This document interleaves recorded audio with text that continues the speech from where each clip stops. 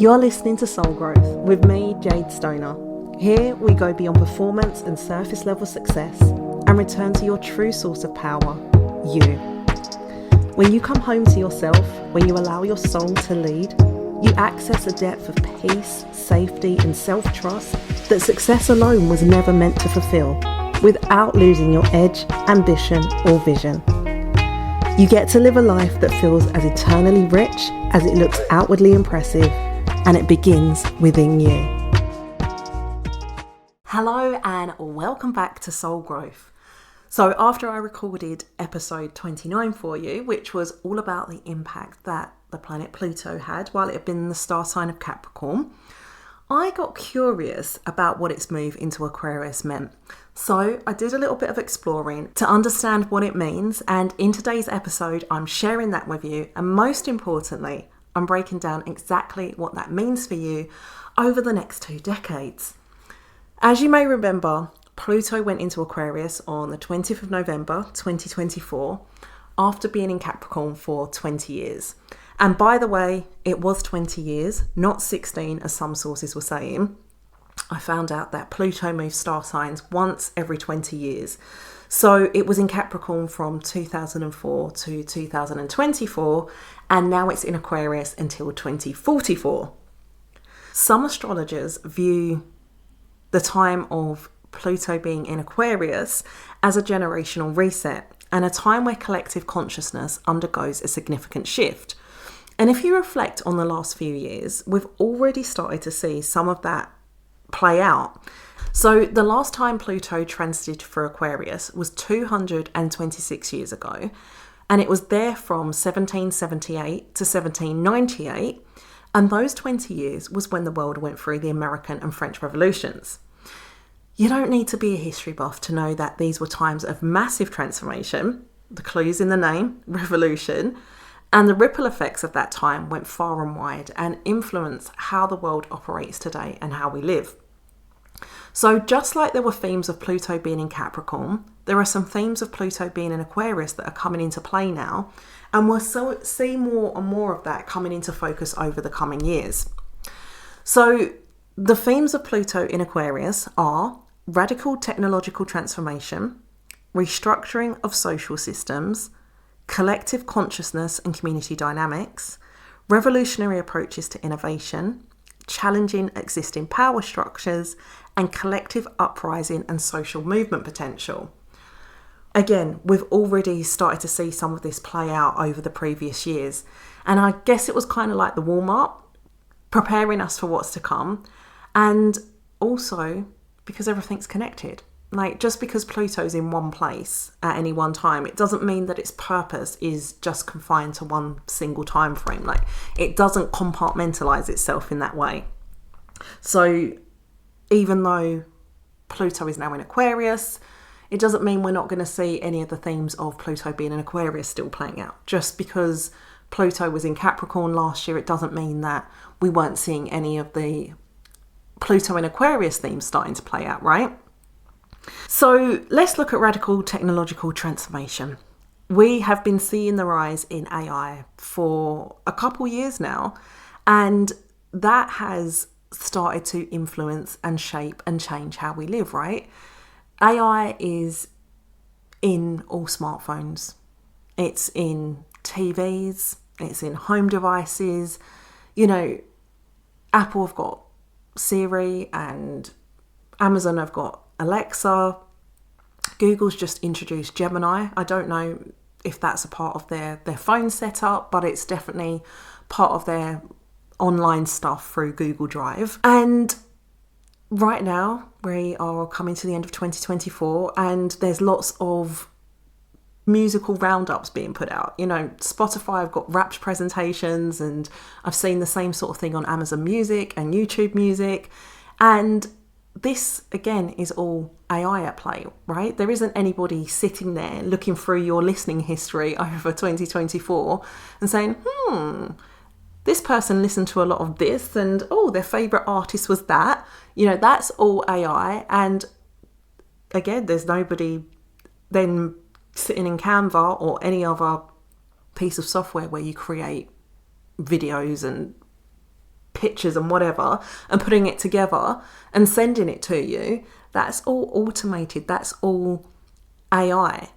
So we've seen a lot of it, and we're going to be seeing more and more of it. And whilst it's all helpful and great, especially when it's working, it's helpful and great, this is also a reminder not to become overly reliant on this stuff, because it can be switched off at any point, right?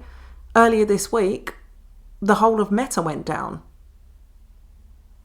So anyone who lives their life on Instagram or Facebook or Threads, or even some people run their entire businesses off those platforms, that was yet another reminder that it can all be switched off just like that. So don't become overly reliant on it.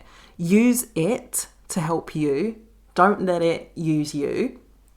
And also, I guess, don't turn your nose up to a good old pen and paper or anything analog or anything that's not technology based, because just because we're moving into new times doesn't mean that stuff is null and void. Like, it's still relevant, and it helps you have a little bit more control over your life, right?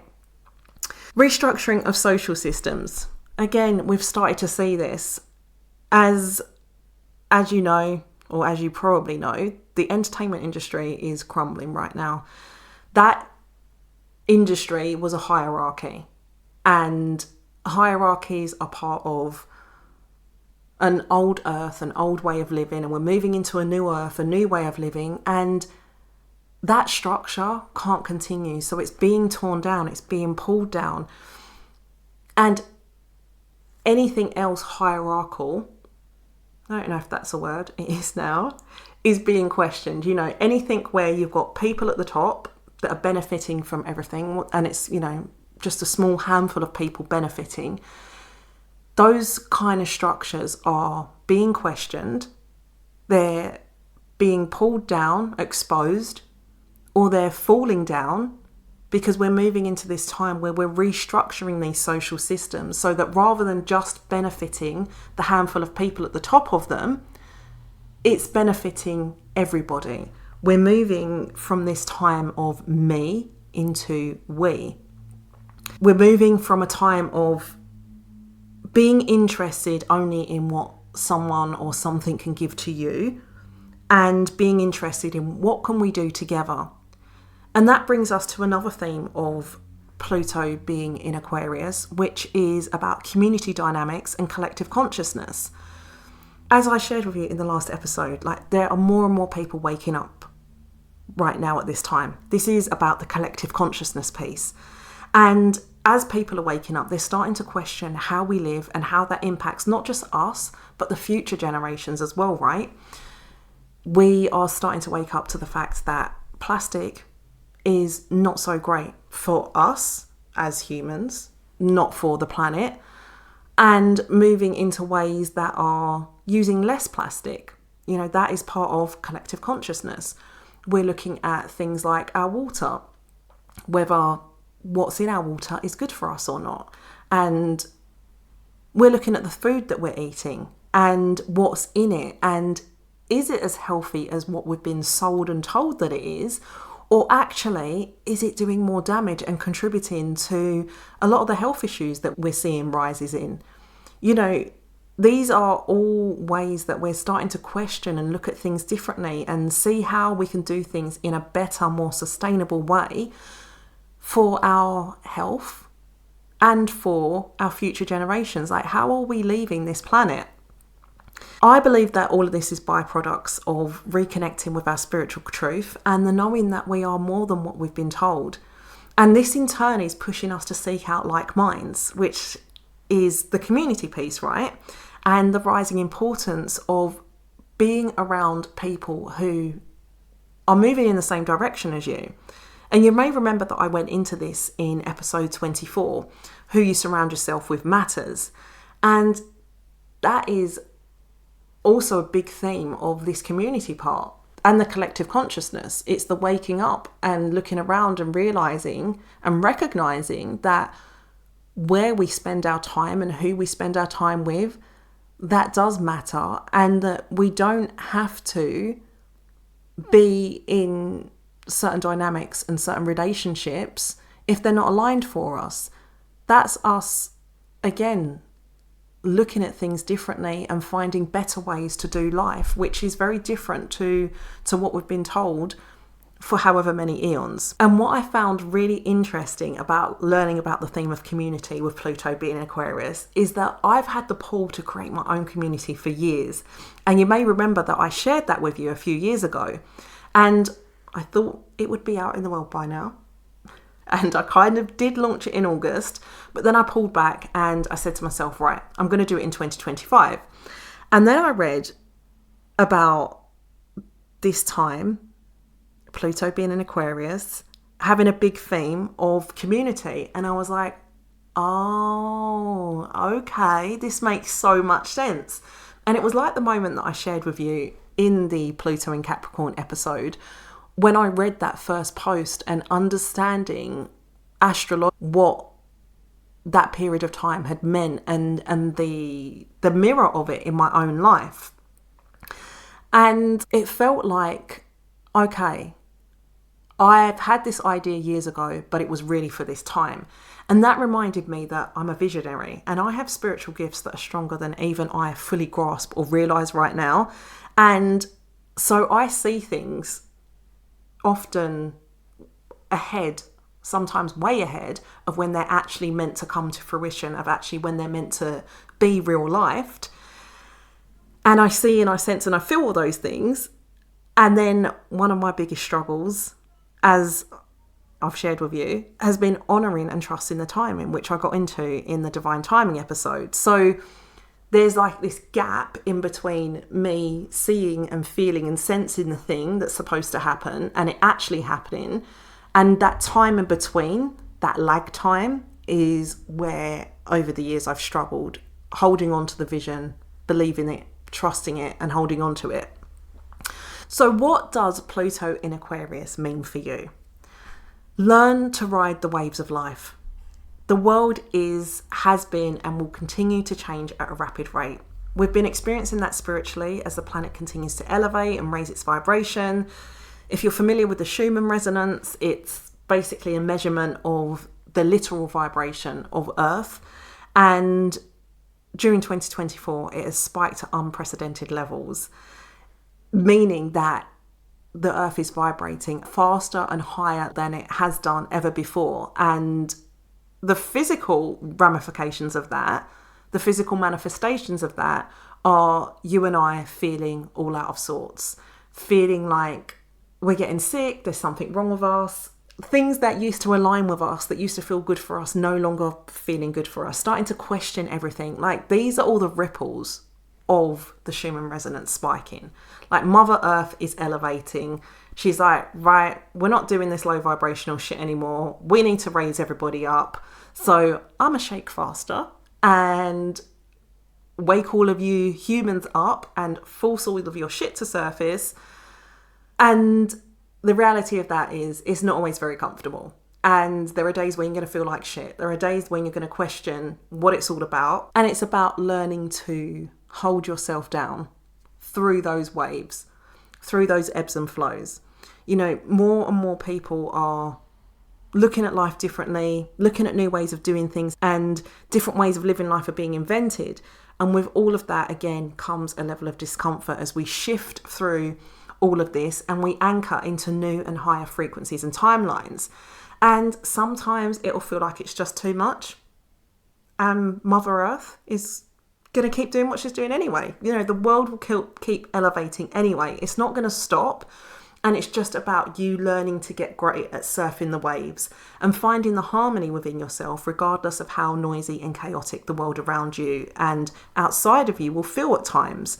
It's also a reminder that you don't have to do that alone. Like, there are coaches, there are mentors, there are communities. Like, find your place, find your people, and allow them to help guide and carry you through those waves as well. Embrace AI. Like, it's not going anywhere. It's only going to become more and more prevalent in our lives. So let's learn to work with it instead of fighting it or being afraid of it. And remember, it's not a replacement for human connection, authenticity, and it can't heal for you. Like, it has its place and there are certain things that it can do, but it can't do everything. You're still human. You still got to do the work, right? I'm just learning how to use it to support me in my coaching business. And it can support you in your life too, whether that's professionally or personally. It can do things in minutes that once would have taken hours. And that's great, because if something like AI is taking care of something that once would have taken you hours, that means that you're getting more time to spend making an impact in this world and doing the things that you love. Just a reminder again, not to become lazy and complacent with it. Like I shared earlier, it can all be switched off just like that. So use it to support you, but don't become overly reliant on it. When I was thinking about all of this, it also reminded me of Atlantis. And Atlantis was a real place. It's not a myth, as some people think. And Atlantis was a technologically advanced time and a technologically advanced place. And it was when we lived in harmony with tech, and we used it to enhance our way of living until we didn't. And Atlantis ended up getting sunk, literally. At this time around, this lifetime is for us to learn from the mistakes of the past and not use tech for destruction and greed, and instead work with it to create a better world for all of us. Again, that focus on community dynamics and collective uprising and living in ways that we can thrive. Something else for you to know for this time is to cultivate and embrace your spiritual connection. As the world leans more and more towards tech and AI, it's more important now more than ever before to cultivate your spiritual connection. That connection to not only yourself, but your spirit team, source, all of the invisible forces that govern the world we live in and are waiting to support you and guide you. As amazing as AI and tech is, there are two sides to everything, light and a dark, right? And AI and tech can be dangerous. It's becoming increasingly difficult sometimes to know the difference between what's real and what's fake. And there's always been a lot of fakeness in our world. Online, offline, people, things, companies, all of the things. And as we move more and more towards this radical technological transformation, another theme of Pluto being in Aquarius, and people are using tech and AI to create more fake things, there are AI tools that literally sound human, that literally look human. It can be hard to know what's real and what's not. Your spiritual connection, that's the piece, that's the discernment that's going to help you know what's real and what's not. Because the realest thing you've got is your inner knowing. This is your discernment tool, helping you to know what's for you and what's not, what's real and what's fake. And there is no technology in the world, no matter how advanced it gets, that can replace and be a substitute for your intuition and your inner knowing. So embracing your spiritual connection, your direct line to source and your intuition, and cultivating it and using it every day and learning to trust it and act on it, this is the future, and where your spirituality is really going to be your superpower. Find your people. Being around the right people, quote unquote, right people, makes so much difference. It is the difference between you rising up to your full potential or staying stuck or even going backwards. And here's the thing about finding your people. It's ultimately going to include letting some people go with love and making the space for those new people to come in, for those aligned people to come in. And this is all a part of your soul growth journey too, right? And as I shared with you earlier, my membership, Spiritual and Sexy, is launching in 2025. This is a space where I'm curating a community of like minds, like you, like me, who are on a mission to claim their desires and have it all in life. And this is the space where you can be and own all of who you are. Like, no more hiding parts of yourself to make others feel comfortable. No more feeling like you have to keep your dreams to yourself because, somebody might try and make you feel bad about it. Like, no, this is a space for you to own all of who you are, inside and out, spiritually and materially. And I'm excited because, like I shared, This is a vision that I've been shown for years. It's something that I've known is going to happen for years. And the vision I've been shown for what it's going to be, for what it's going to become, is beautiful and powerful. And I haven't quite figured out how to put all of that into words yet.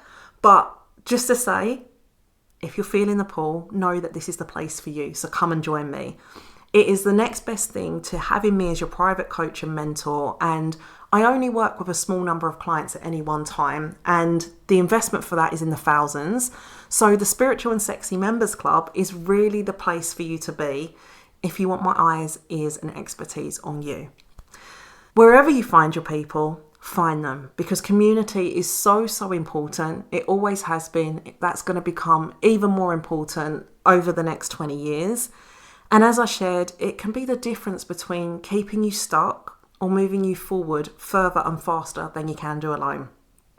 The most important message that I want you to take from this episode is the reminder that the world is going to continue to change and shift rapidly over the next 20 years. Remember that Pluto is ultimately about transformation. The world isn't the same as it was before the American and French revolutions, and it's not going to be the same in 2044 when Pluto moves out of Aquarius either. Your best ally, your best asset to navigate it all is your spiritual connection. The part of you that knows everything that you need to get you to your next level of success. And whatever level of success you've created for yourself so far, that is a drop in the ocean compared to what is available for you when you cultivate and work with your spiritual connection, your spirituality. And this is the single most powerful thing that will shift the trajectory of your life over the next 2 decades and beyond. So remember that your spirituality is your superpower and the future is spiritual as fuck. I will see you in the next episode. Until then, big love. Mwah. Thank you for joining me on Soul Growth. There's something in this episode that was meant for you to hear. Whatever it activated within you, trust it, act on it. And remember, it's all soul growth.